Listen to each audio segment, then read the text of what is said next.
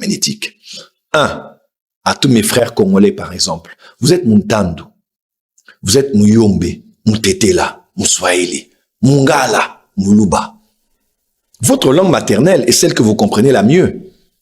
Mais la Bible que vous avez n'est pas écrite en Kintandu, en Kiyandi, en Kisakata, en Kiswahili. Non! Ça a été écrit en hébreu pour l'Ancien Testament, avec des zones d'araméen. Ça a été écrit aussi en grec. En grec. Parce qu'avant l'Empire romain, il y avait les Grecs avec Alexandre le Grand.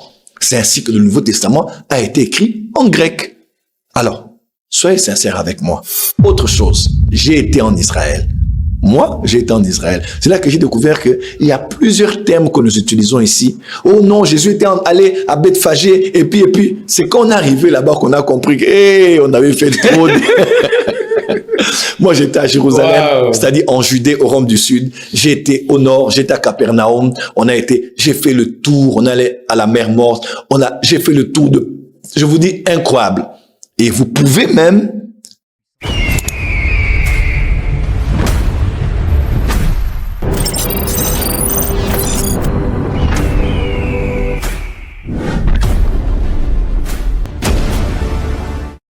Prophète Joël Francis Tatou, la dernière question, avant que nous puissions développer notre sujet. Ça vous est arrivé de scroller sur les réseaux sociaux, vous tombez dans une vidéo où un prédicateur prêche des hérésies. Bon, dans de pareilles circonstances, quelle est votre réaction? Ici, peut-être, est pour moi l'occasion de répondre à la question et peut-être de parler à tous mes pairs, P-A-I-R-E, à tous mes collègues du ministère, à tous mes contemporains dans le ministère. Peut-être aussi à nos pères, nos anciens, nos références, et peut-être aussi à ceux de ma génération. Je crois que humblement, nous devons avoir l'élégance de reconnaître que nous ne sommes pas parfaits. Première chose, n'est-il pas écrit que les 5 ministères qu'on appelle dons de Christ sont là pour le perfectionnement des saints. Donc nous sommes saints, nous ne sommes pas parfaits. C'est-à-dire, oui, nous sommes saints, perfectionnement des saints. Donc c'est un saint, mais qu'on perfectionne. C'est-à-dire la perfection c'est autre chose et la sanctification en est une autre. En un mot, prophète. Pardon? En un mot. La sanctification et la perfection. Oui, donc la sanctification, nous avons été sanctifiés. C'est comme ça que les Corinthiens, il les a appelés dans 1 Corinthiens 1, verset 1, 2, 3, les saints. Mais dans 1 Corinthiens 5, verset 1, il y avait parmi eux un qui couchait même avec la femme de son père. Donc, ils vivaient dans le péché. Et Paul même dit, je parle à vous comme des enfants. Parce que vous êtes charnels, vous n'êtes pas... Donc, on peut être saint, mais on n'est pas parfait. Donc, dans la perfection, le perfectionnement et le travail que les 5 ministères font par l'enseignement de la parole, notamment, pour grandir les gens et mûrir le fruit. Ici, je me dire à tous les hommes de Dieu, nous devons être, je ne dis pas tout permettre, nous devons être assez sincères pour reconnaître que, nous ne sommes pas parfaits, et du fait que nous ne le sommes pas, ça peut nous arriver de faire des erreurs d'herméneutique. Je précise, des erreurs d'herméneutique. 1. À tous mes frères congolais, par exemple. Vous êtes Muntandu. Vous êtes Muyombe, Mutetela, Muswahili, Mungala, Muluba. Votre langue maternelle est celle que vous comprenez la mieux. Mais la Bible que vous avez n'est pas écrite en Kintandu, en Kiyandi, en Kisakata, en Kiswahili. Non! Ça a été écrit en hébreu pour l'Ancien Testament, avec des zones d'araméen. Ça a été écrit aussi en grec. En grec. Parce qu'avant l'Empire romain, il y avait les Grecs avec Alexandre le Grand. C'est ainsi que le Nouveau Testament a été écrit en grec. Alors, soyez sincères avec moi. Cette langue-là, même si vous avez fait l'hébreu et le grec, et la plupart d'entre nous, n'avons-nous pas eu le luxe de faire la théologie pour bien comprendre les choses? Ça peut arriver de pouvoir interpréter quelque chose pas de la bonne manière. Et on peut au moins accorder ça aux gens parce que nous n'avons pas tous fait l'hébreu et le grec pour bien comprendre de quoi il s'agissait exactement. Vous le savez avec moi, un mot grec, un mot en français peut te sortir 10 définitions en grec. Et aujourd'hui, pourquoi beaucoup de versions? Parce que chacun prend le verbe ou le mot qui le convient pour faire l'application qu'il veut. Autre chose, j'ai été en Israël.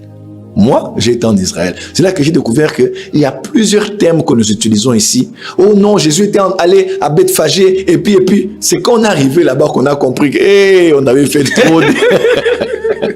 Moi, j'étais à Jérusalem, wow. C'est-à-dire en Judée, au Rome du Sud. J'ai été au nord, j'étais à Capernaum. J'ai fait le tour, on allait à la mer Morte. J'ai fait le tour je vous dis, incroyable. Et vous pouvez même, on vous explique des mots que vous utilisez. C'est-à-dire que tu dis, Nzamenangai. Qu'est-ce que j'ai raconté ici toute ma vie? Par exemple, ça c'est pas tiré d'Israël, mais quand on dit par exemple, l'année de la mort du roi Osias, j'ai vu le Seigneur assis sur un trône très élevé. Nous tous, à un niveau, on a prêché. Avant de voir le Seigneur sur son trône, il faut d'abord que ton Osias puisse mourir. Mais soyez honnête avec moi. On dit l'année de la mort du roi Osias. On n'a pas dit l'année et avant la mort du roi Osias. On a dit l'année de la mort du roi Osias. Donc Osias peut-être était mort en février. Mais Ésaïe avait vu l'Éternel en janvier. Tu vois. Mais nous tous, on a prêché. Ouais. Mon frère, ma soeur, il faut que ton Osias meure pour que tes yeux s'ouvrent. Tu ne peux pas voir Dieu tant que ton Osias n'est pas mort. Osias n'a pas foi Koufa. Et toi, les gens, alléluia Seigneur. Osias doit mourir pour que je voie le Seigneur. Peut-être que Osias était mort en juin. Était mort en juin. Et lui, il avait vu le Seigneur. Et lui, il avait vu le Seigneur après. Excusez-moi, avant. Il avait vu le Seigneur en janvier. Donc, il a pu voir le Seigneur avant que Osias meure parce que l'année, pour nous, l'année, c'est 12 mois. Vous voyez, donc, des fois, on a et ça nous arrive à nous tous. Mais c'est là où je trouve, méchant berger grâce, que les cœurs sorcellériques de certains pasteurs, même christocentriques, et exégétiques, font en sorte que des fois, on veut traiter quelqu'un, même pas seulement d'hérétique, mais d'ésotérique, d'occultiste, de magicien, de perdu, parce qu'il a fait une erreur d'herméneutique par rapport à un mot, par rapport à un contexte, par rapport à une interprétation, ou même qu'il a forcé un peu la révélation. Ça nous arrive à nous tous un peu de forcer quelquefois, mais on se dit, toi, tu sais que j'ai un peu forcé. Tu vois. En même temps, cela ne doit pas nous désengager de la responsabilité de veiller à ce que la parole soit correctement prêchée. Et n'oubliez pas, dans la Bible, on parle de Aquilas et Priscilla qui ont enseigné à cet homme la parole, Apollos. Pas exactement, mais plus exactement. Wow. Apollos connaissait avec exactitude, mais on l'enseignait avec un peu plus d'exactitude. Donc, il est possible que quelqu'un qui fait l'exégèse exactement puisse paraître un bébé devant Aquilas et Priscilla. Ouais. Donc, la connaissance a des degrés. On doit être très... Il y a un jeune d'élément qui a fait une prédication, qui a tourné sur Internet. Les gens se moquaient de lui. J'ai dit aux gens, trouvez-le-moi. Écrivez-le sur Inbox. Trouvez-le-moi. J'ai dit, on sent qu'il aime Dieu, mais il a forcé dans la révélation. J'ai dit, on doit l'aider. Ok. Et on peut l'appeler, on peut l'aider, trouver qui est son pasteur. S'il est un électron libre, le payer l'étude biblique quelque part qu'il a étudié. Parce que il y a des jeunes qui fument le chanvre. Il y a des jeunes qui sont dans les boîtes de nuit. Quand vous avez au moins un qui est dans l'évangile en train de prêcher, pourquoi poster les erreurs de ces jeunes prophètes, de ces jeunes pasteurs qui prêchent avec des excès de zèle et révélations et se moquer de sur les réseaux sociaux? Ça, c'est être un grand frère, mais c'est pas être un père. Parce qu'un père dans une nation, un père dans une ville ne passe pas son temps à se dire, les jeunes là, ils sont pourris. Pasteur, avez-vous déjà écrit à ces jeunes là pour dire, jeune homme, tu sembles vouloir servir le Seigneur, mais voilà comment ça se passe. Je te paye l'école biblique, viens étudier chez nous la christologie, viens étudier chez nous la théologie, comme ça tu vas mieux comprendre de quoi il s'agit. Mais tout ce qu'on fait, on fustige les jeunes, on les attaque, et c'est comme ça que nous on tire sur les ambulances, quoi. Je pense que c'est la meilleure pédagogie actuellement d'attaquer les hommes de Dieu pour gagner leur... des fois, on pense que un prédicateur de la vérité doit être celui qui casse tout sur son passage. Non. Vous l'avez fait aussi.